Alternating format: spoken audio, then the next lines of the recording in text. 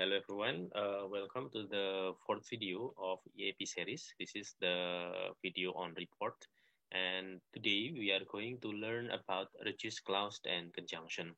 Ini adalah bagian yang mungkin bisa dibilang paling sulit dalam EAP, so make sure you pay attention, and let's start. Baik. Yang pertama kita belajar dulu basic principle of sentence ya. Jadi dalam satu kalimat itu minimal ada satu klausa. Klausa itu apa? Subjek dan predikat. Nah, jadi kalimat itu minimal punya satu subjek dan satu predikat. Itu baru bisa jadi kalimat. Nah, kalau ada lebih dari satu subjek atau predikat atau bahkan lebih dari satu klausa, jadi misalnya subjeknya dua, predikatnya dua, itu harus ada conjunction-nya biasanya. Nah, contoh di sini John and I went to Jogja yesterday. Di sini ada dua subjek, John and I.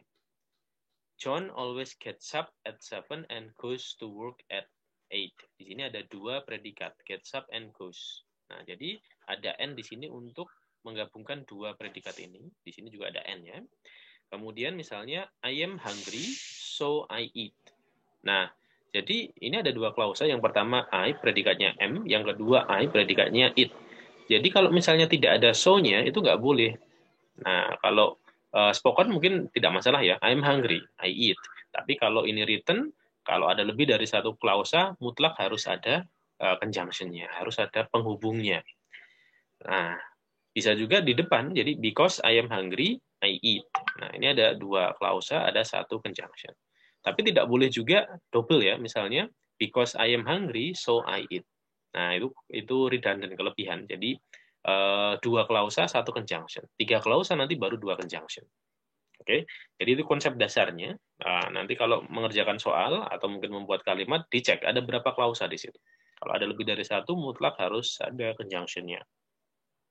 Misalnya ada soal nih, a power, ini failure ya, salah ketik ini, occurred, titik, koma, bla bla bla, went out. Nah, ini ada predikat. Ini sudah ada subjek, ada predikat. Maka kalau ini ada predikat berarti perlu subjek juga, dan karena ada dua klausa ini perlu conjunction. Nah, maka kemungkinan ini jawabannya adalah kita perlu conjunction dulu baru subjek untuk predikat kedua. A power failure occurred, so the lights went out. Nah, it was built in 1987, but it stands strong until now. Nah, di sini ada dua klausa ya, it was built dan it stands. Nah, ada but untuk menggabungkan keduanya. Bisa, although it was built, jadi bisa di tengah, bisa di depan. Oke, jadi kalau misalnya nanti ada was built, berarti perlu subjek ya di sini, karena tidak mungkin ada predikat sebelum ada subjek. Nah, di sini sudah ada subjek predikat, maka selain ada subjek, kita perlu conjunction. Jadi jawabannya yang ada conjunction, ada subjeknya. Oke, jadi selalu dicek ya ada berapa klausa. Kalau lebih dari satu, selain subjek harus punya predikat, predikat harus punya subjek, maka tambahkan conjunction. Nah, yang berikutnya, conjunction itu ada beberapa makna. Jadi dulu kita bahas kalau grammar itu banyak yang bisa dikerjakan tanpa tahu arti selama kita paham konsep. Nah, tapi ada beberapa yang memang harus tahu arti. Contoh, di sini ada conjunction dan aktif pasif. Untuk memahami kalimat itu benar atau salah secara makna, misalnya, conjunction ini harus sesuai dengan makna logis yang dihubungkan. Jadi klausa depan dan belakang itu hubungannya apa? Apakah kontras? Apakah sebab akibat? Kontras itu berkebalikan ya. Apakah urut-urutan? Apakah sebuah alternatif atau pilihan? Apakah pengecualian itu? Nah, jadi di dalam ketika kita memilih jawaban dan pilihan jawabannya adalah conjunction, kita harus mikir antara klausa depan dan belakang itu hubungannya apa? Nah, tidak mungkin kalau nanti hubungannya sebab akibat, tapi kita pilih yang jawabannya urutan. Atau tidak mungkin nanti kalau misalnya seharusnya kontras, misalnya she is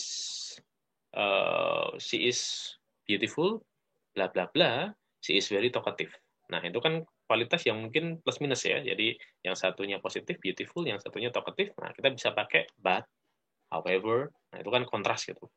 Nah, tidak bisa misalnya she is beautiful because she is talkative. Nah, kalau orang jatuh cinta mungkin bisa, tapi di sini secara in general tidak masuk sense-nya. Oke, di buku itu ada ini. Nah, sudah ada listnya, logical meaning-nya. Jadi nanti kalian kita lihat ada klausa depan dan belakang itu kira-kira maknanya berkebalikan, tambahan, urutan, atau sebab akibat. Yang di tengah ini biasanya muncul di awal kalimat. Jadi titik dulu, baru kemudian ada kalimat kedua. Nah, ini kita pakai yang tengah. Kalau yang ini biasanya muncul di antara klausa. Jadi dua klausa dalam satu kalimat yang sama. Oke. Nanti kita praktekkan. Jadi kuncinya adalah kalau ada lebih dari satu klausa biasanya harus ada conjunction.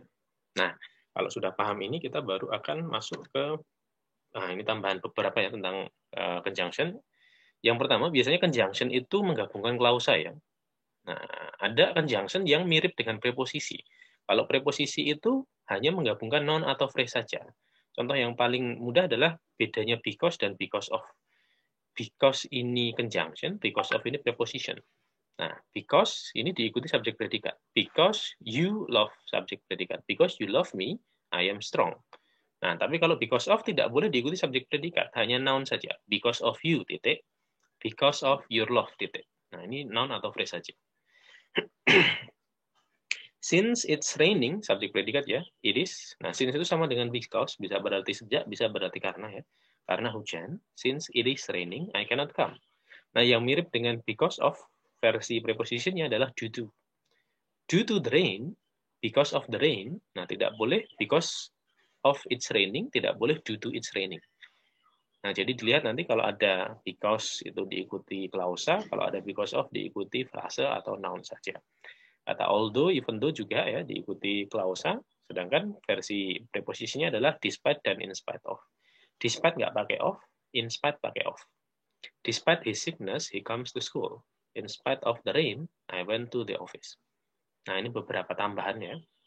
Jadi dilihat nanti apakah conjunction atau preposition. Nah, tambahan berikutnya adalah ini bisa beberapa yang berpasangan ya. Jadi misalnya kata not only dan but also. Either dengan or, neither dengan nor. Jadi ini sudah pasangannya masing-masing. Itu tidak boleh misalnya ada neither ketemu or, nggak boleh. Tidak boleh not only ketemu nor, nggak boleh. Jadi both, between biasanya dengan and. Ini sudah berpasangan, bukan? Conjunction saja berpasangan. Masa kamu enggak? Oke, kita lanjut. Nah, mungkin ada yang bertanya dulu bedanya who, whom, whose, which, sama that. Nah, ini juga sering ditanyakan. Yang pertama, lihat yang diterangkan itu sebagai apa. Kalau who itu menerangkan orang, jadi hanya untuk orang sebagai subjek. Jadi dia selalu diikuti predikat. Laki-laki yang sedang duduk di sana, the man who is sitting there. Nah, di sini kan who is sitting there ini menerangkan the man, dan yang subjeknya memang the man, yang duduk memang the man gitu. Jadi dia sebagai subjek, maka ini diikuti predikat aktif. Nah, ini hanya subjek semua nih, dari the man sampai there. Predikatnya is ini. Nah, ini hanya menerangkan the man. Whom itu menerangkan orang sebagai objek, diikuti pronoun atau subjek lain. Jadi dia sebagai objek dari subjek lain. Maka setelah whom itu biasanya ada orang lain dulu, baru yang diterangkan itu dari sudut pandang orang lain. Misalnya, the girl whom you, nah ini kan ada you dulu. Gadis yang kamu cari, nah ini girl-nya adalah objek dari you are looking for ini. Nah, the woman to whom you need to speak, nah ini kan berarti the woman ini objek dari you need to speak. Gampangnya kalau setelah who itu predikat, kalau setelah whom itu pronoun lain dulu. Kemudian whose itu menerangkan kepemilikan. Nah, maka diikuti oleh benda yang dimiliki, noun itu. The woman whose hair is long, yang rambutnya panjang, predikatnya works. The man whose car is red. Nah, predikatnya is. Jadi subjeknya dari the man sampai ini. Nah, yang terakhir ini which, that, itu bisa menerangkan benda atau binatang, baik sebagai subjek atau objek. Maka setelah which atau that itu ada predikat bisa, atau bisa juga ada subjek lain. Kalau dia which atau that, tapi seakan-akan sebagai whom gitu. Misalnya, the cat which is sleeping gitu. Kucing yang sedang tidur. Maka subjeknya kucing itu, which is sleeping menerangkan kucing itu. Jadi subjek sebagai subjek. Nah, the book which I am reading. Nah, di sini ada the book, subjeknya I. Jadi buku yang saya baca. Nah, ini which sama-sama which, tapi yang ini diikuti predikat, yang ini diikuti subjek. Paham ya bedanya sudut pandangnya ya. Jadi buku itu kan bisa aktif, bisa pasif. Buku yang ada di meja itu aktif, tapi buku yang saya baca itu kan sebagai objek dari saya. Oke. Ini bisa dipahami saja sambil diingat-ingat, nanti kalau muncul dalam soal bisa dilihat diikuti apa. Apakah diikuti predikat, apakah diikuti subjek lain, apakah diikuti benda. Jadi kita bisa milih mana yang tepat. Nah, in the previous video we learn about passive voice. Di sini saya review sedikit saja. Bentuk dasarnya adalah to be verb 3, tergantung subjeknya. Kalau tunggal atau jamak, the computer is used, juga tergantung tensesnya, past atau present ya. Kalau digunakannya tadi pagi atau tadi malam, was used, were used. Nah, kalau pakai will, maka will be used. Kalau pakai has, maka has been used. Nah, kenapa kita belajar kemarin kan dalam report itu harus objektif dan harus mengutamakan apa yang dibahas gitu. Maka kita menggunakan pasif jika ada campur tangan manusia. Nah, ini kemarin sudah kita bahas. Nah, kita mengulangi pasif untuk mengetahui nanti reduce clause itu sebaiknya bentuk ing atau bentuk 3. Kita masuk ke reduce clause sekarang. Reduce clause kita pahami dulu. Clause itu subjek predikat tadi. Reduce itu kan yang disederhanakan atau dikurangi ya. Nah, maka reduce clause itu bermakna subjek predikat yang disederhanakan menjadi satu kata saja, yaitu menjadi verb ing atau verb 3 saja. Nah, untuk membuat reduce clause, berarti syaratnya kalimat itu harus ada 2 klausa dulu. Ada main clause, ada sub clause. Main clause itu klausa utama, dia tidak boleh direduce. Sub clause itu klausa keterangan ya biasanya. Nah, dia boleh direduce. Syaratnya apa? Kalau subjeknya sama.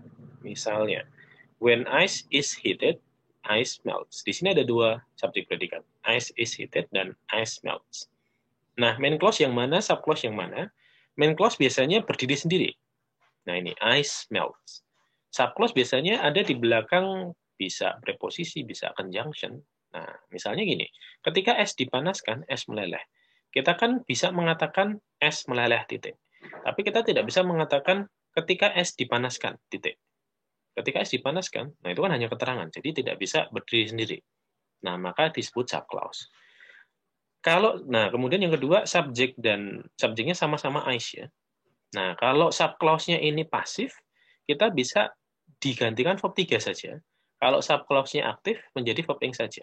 Tadi pasif itu kalau ada to be, ada verb 3, maka klausa ini, ice is heated, kita sederhanakan menjadi verb 3 saja.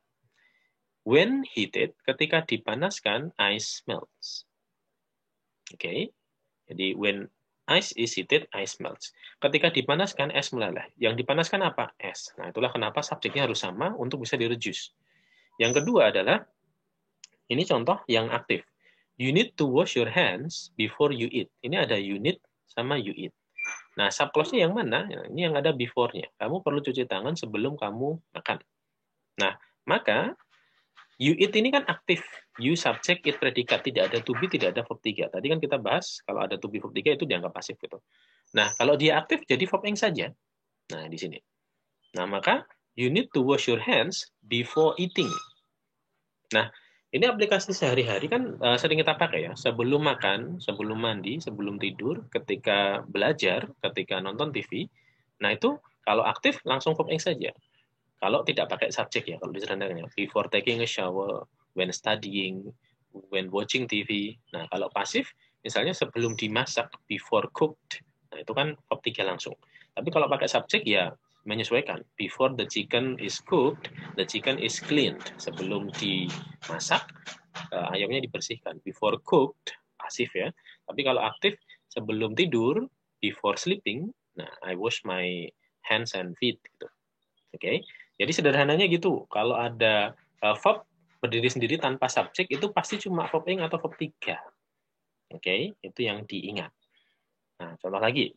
He hid behind a tree when he saw the girl. Kita sudah tahu subclause-nya when he saw. Ketika dia melihat, ini aktif. Dengan tenses apapun, so ini kan pas. Hid juga pas ya. Itu reduce-nya tetap verb ing atau verb 3 saja. He hid behind a tree when seeing. Ketika melihat. Tetap verb ing. Atau kalau ada kata by, tidak mungkin ketika melihat oleh sang gadis. Berarti kan pasif seharusnya. When he was seen menjadi when seen by the girl. Oke. Nah, ketika ini sudah bukan subjek predikat, sudah reduce, maka dia bukan lagi klausa kan. Nah, reduce clause ini hanya menjadi keterangan saja, seperti adverb gitu. Maka boleh berdiri sendiri. Nah, ini misalnya, dibangun pada tahun ini, istananya masih berdiri kokoh sampai sekarang. Nah, ini dibangun, ini sebenarnya panjangnya, although it was built, walaupun dibangun pada, nah karena kita sudah singkat, maka although-nya tidak perlu lagi gitu. Bisa jadi seperti ini. When I shopped in Jogja, I bought that bag. Nah, ini bisa direduce menjadi when shopping in Jogja. Oke, jadi boleh when-nya tetap ada, dihilangkan pun tidak masalah karena sudah konstruksinya sudah bukan klausa lagi. Paham ya? Nah, di buku itu contoh yang atas ini, when ice is heated, ice melts. Saya berikan contoh lagi yang nomor 1. When the fluid heats at low level for a period of 7 years, it becomes a pearl. Nah, kita tahu subclause-nya mana? When the fluid heats, karena di belakang when. Kemudian main clause-nya apa? It becomes. Nah, ini aktif atau pasif? Ini verb S, maka aktif tidak ada to be, tidak ada verb 3. Maka kita hilangkan subjek predikatnya menjadi verb ing saja. When heating at low level for a period of 7 years. Nah, it ini tidak boleh berdiri sendiri karena kita tidak tahu it itu apa kalau depannya dihilangkan. Maka ini kita pindah ke belakang, the fluid becomes a pearl. Oke. Yang kedua, glass will crack if it receive. Nah, ada glass will crack subjek predikat, ada it receive subjek predikat. It dan glass kan sama. Nah, subclause-nya yang mana? Yang di belakang if. Aktif atau pasif? Ini aktif. Tidak ada to be, tidak ada verb 3. Maka glass will crack if receiving high heat. Oke. Nanti sisanya dikerjakan dan ditambahkan beberapa biar paham benar. Nah, beberapa contoh lagi. When I studied in UGM, I learned about this skill. Nah, di sini I studied ini kan aktif, saya belajar. Maka langsung menjadi when studying. When it was found yesterday, the dog was very weak. Nah, ketika dia ditemukan kemarin, anjingnya sangat lemah. Nah, ini menjadi apa? Ketika ditemukan. When found. Oke, it was-nya tidak perlu. Nah, he was forced by the condition he stole. Ini bisa langsung forced by the condition he stole. Terpaksa. Nah, after encouraged by, ini bisa menjadi encouraged by her teacher, she studied thoroughly. Nah, oke, ini kalau to be bisa juga, M kan ini aktif ya, maka menjadi being-nya. Being hungry, I eat. Verb ing dari to be kan being. Okay. When the minister was summoned by the president, he felt nervous. Di sini ada sama-sama the minister ya. When summoned, ketika dipanggil. Nah, the minister kita pindah depan karena he tidak bisa berdiri sendiri tanpa konteks itu. This plant will close its leaf when it is touched. Nah, di sini kita irisnya dibuang ketika disentuh. She ran away when she was proposed by her boyfriend. She ran away when proposed by her boyfriend. Begitu ya. Nah, yang kedua ada pola kedua, yaitu menyatukan yang seperti tadi, pakai who, pakai which, pakai that gitu. The baby is crying, the baby is hungry. The baby who is crying is hungry. Nah, di sini subjeknya adalah the baby sampai who is crying. Who is crying ini hanya menerangkan the baby. Maka tugas untuk menerangkan noun adalah tugas adjektif. Ini disebut adjective clause. Bayi yang sedang menangis lapar. Predikatnya is. Nah, maka ada dua predikat ya. Predikat main clause-nya is. Nah, ini maka ini seperti subclause. Namanya adjective clause. Ini subclause-nya adalah who is crying. Karena dia subclause, kalau aktif maka boleh direduce menjadi crying. Kalau pasif menjadi cried verb 3. Nah, jadi who is crying ini predikat dari subclause karena subjeknya sama-sama the baby. Kembali seperti tadi ya, kalau subjeknya sama, subclause-nya boleh di-reduce. Maka menjadi the baby crying is hungry. Nah, maka ini sudah bukan lagi verb, tapi ini adalah adjektif karena tadi asalnya dari adjective clause. Adjektif itu munculnya di mana biasanya? Di depan subjek. Di depan benda ya, di depan noun kayak beautiful girl, old table. Nah, maka ditulis the baby crying tidak salah karena itu memang asalnya dari who is crying. Dipindah ke depan pun maka boleh. Jadi kayak the crying baby is hungry. Nah, kemudian kalau pasif bagaimana? Sama. Misalnya ini, the chicken which is fried in deep oil, ayam yang digoreng di minyak panas, is delicious, enak. Predikatnya apa? Which is fried. Maka kita bisa menyederhanakannya, reduce ini menjadi the chicken fried in deep oil. Nah, di sini tidak boleh maju ke depan karena kata fried ini terikat dengan keterangan di belakangnya. Tapi kalau tidak ada in deep oil, boleh the fried chicken saja, ayam yang digoreng. Oke, jadi gampangnya beberapa contoh lagi misalnya. The man who is reading a book is my uncle. Nah, who is reading a book, reading-nya itu terikat dengan a book, maka tidak boleh the reading man a book. Tapi the man reading a book. Jadi kalau verb ing atau verb 3-nya itu terikat dengan keterangan di belakangnya, maka tidak boleh maju ke depan. Tapi kalau tidak terikat, boleh maju. Misalnya ini. Made in China, advanced method. Dibuat di Cina, metode yang sudah dikembangkan. Balanced nutrition, nutrisi yang diseimbangkan. Steam powered engine, mesin yang ditenagai uap. Nah, ini kan boleh maju ke depan. Steam powered-nya. The analysis using regression technique performed by the researcher. Nah, ini ada verb ing, berdiri sendiri tanpa to be. Ada verb 3 tanpa to be, maka ini keterangan semua. Analisa yang menggunakan teknik regresi yang dilakukan oleh peneliti tidak akurat. Nah, predikatnya ini, was inaccurate ini. Oke. Sederhananya, kalau ada verb ing, verb 3 berdiri sendiri tanpa noun, tanpa subjek, maka dia hanya adverb. Me atau di, kayak tadi. Built in, finished in. Nah, tapi kalau ada verb ing dan verb 3 di depan atau di belakang noun tanpa to be atau has effect, maka dia hanya sebagai kata sifat. Misalnya, frying pan, panci untuk memasak, fishing boat, kapal untuk memancing. Nah, di sini interesting news conference, konferensi berita yang menarik. The river dividing, sungai yang memisahkan. Nah, jadi kalau tidak ada to be-nya ini yang me ya, tapi kalau ada to be, the river is dividing, nah itu predikat. Sungai memisahkan. Nah, tapi kalau tidak ada maka yang memisahkan. Jadi fokusnya di mana? Beberapa contoh lagi. Fokusnya di apakah yang kita perlukan itu predikat atau bukan. Nah, ini singkatan lagi. Kalau verb ing atau verb 3 jadi predikat itu perlu to be. Harus ada to be-nya. Tapi kalau berdiri sendiri itu bukan predikat. Jika ada di depan atau di belakang noun tanpa to be, maka hanya sebagai adjektif. Yang me atau yang di. Contoh. The cat sits near the window. Ini kan bukan verb ing, bukan verb 3 ya, ini verb 2 ya. Maka ini predikat. Kucing duduk. The cat is sitting. Nah, sitting-nya ada is-nya. Kucing sedang duduk. Ini predikat. Tapi kalau the cat which is sitting, yang sedang duduk, ini bukan predikat. Ini menerangkan the cat saja. Misalnya, is my cat. Nah, itu baru jadi predikat di belakangnya. Gitu. Ini bisa direduce menjadi the cat sitting, bukan predikat. Kucing yang sedang duduk, karena tidak ada is-nya. The bag is left. Nah, ini left, verb 3 ada is-nya, maka ini predikat. Tas ditinggalkan.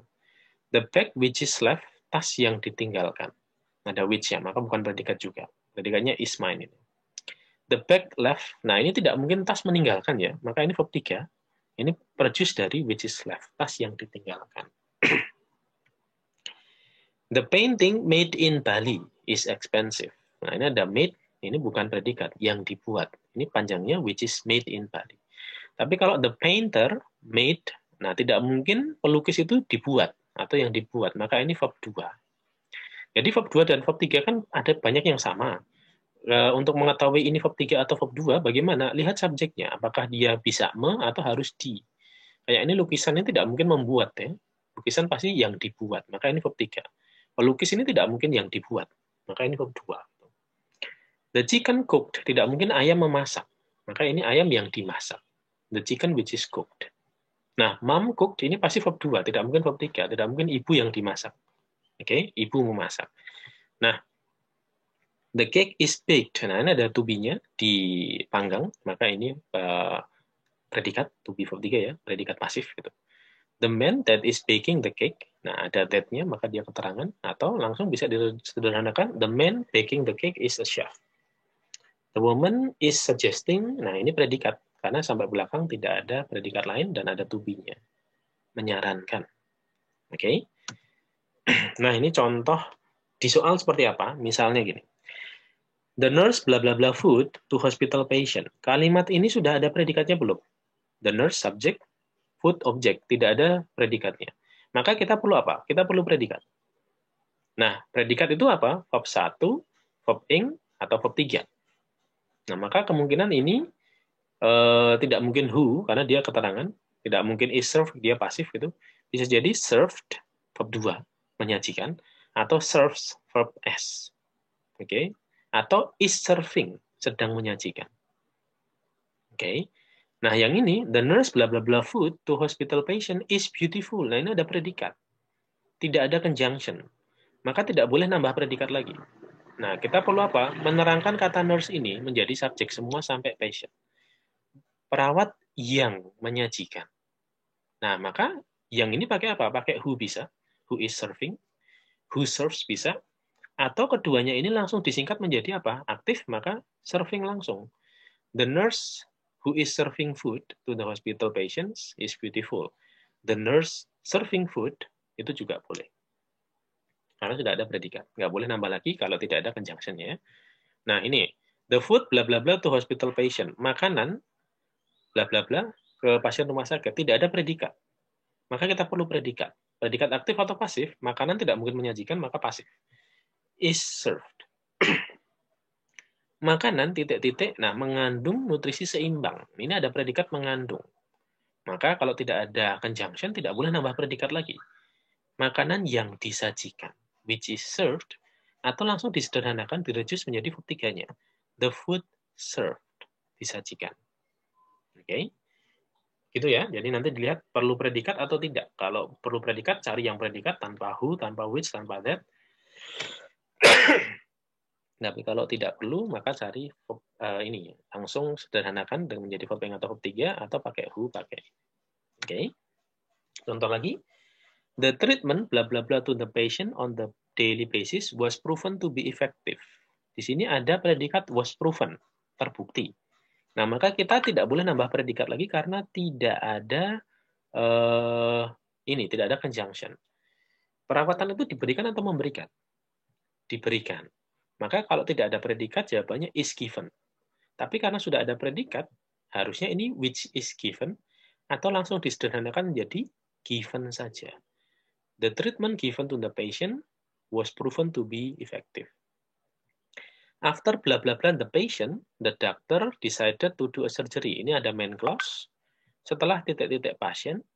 Nah, kalau tidak ada subjek, maka kalau ada verb berdiri sendiri, kemungkinannya hanya 2, verb ing atau verb 3. Setelah memeriksa atau diperiksa. Nah, di sini setelah memeriksa, maka verb ing. Ya, after examining, karena dari after he examined the patient itu kan aktif setelah memeriksa, maka after examining. Nah, yang kedua, after bla bla bla by the doctor. Nah, ini ada by kemungkinan pasif ya.